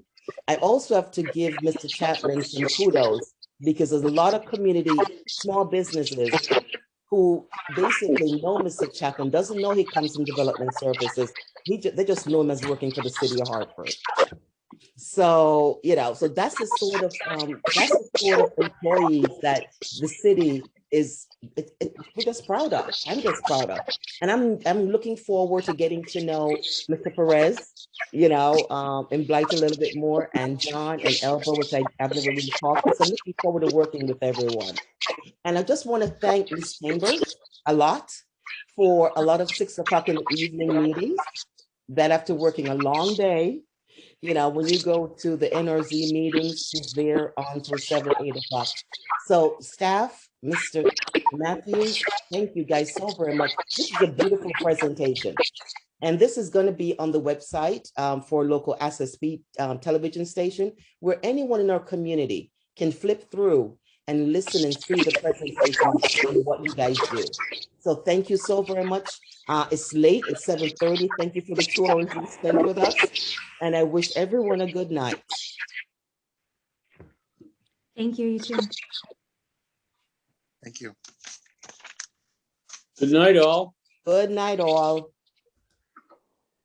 Good night, everyone. Good night. Good night. Good night. Be safe, everyone, and take care.